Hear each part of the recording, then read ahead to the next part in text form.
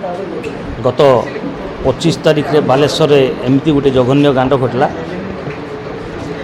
जहाँकि बालेश्वरवासी तापाई बहुत भयभीत अच्छा यह कहते गले ओडिशार प्रथम 14-15 गुली लगी एते दिन बीतीला मध्य पुलिस प्रशासन शोची कौन सी अपराधी हत्यार हत्याकारी मान को धरा पड़ना तारी परिपक्ष में सम्मिलनी जे पुलिस प्रशासन जागृत होती एवं ए हत्यार हत्याकारी और कौन पाई ये हत्या है पर्दाफाश करती यह आमर डिमांड एसपी महोदय यथाशीघ्र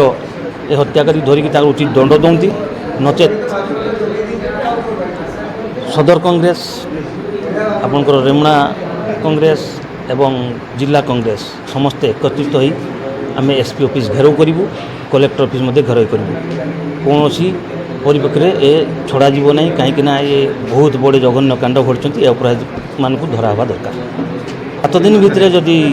कौन पदक्षेप नि आगामी दिन में आम जोरसोर आंदोलन करूँ और एसपी ऑफिस घेरू जिते पर्यंत धरना पड़े से पर्यंत आम से धारणा करूँ। जेना पूर्वतन विधायक रेमुणा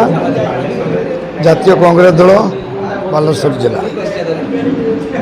मु आहूत सांबादिक सम्मेलन में मु समस्त कथा आपण मान पाखे उपस्थापित करिछि।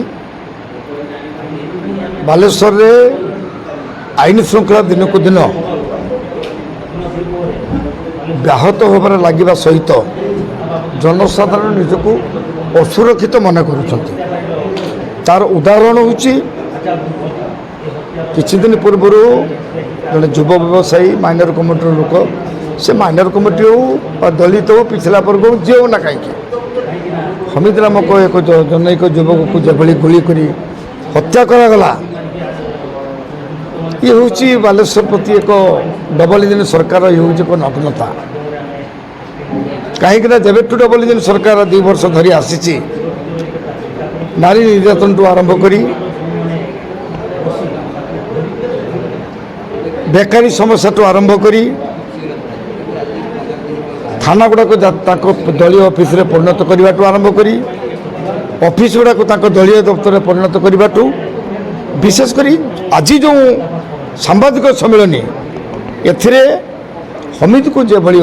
हत्या करागला तार तुरंत वर्तमान सुधा पुलिस टेर पाई नहीं खाली खबर कागज माध्यम आम जानूँ जो पुलिस जाऊँची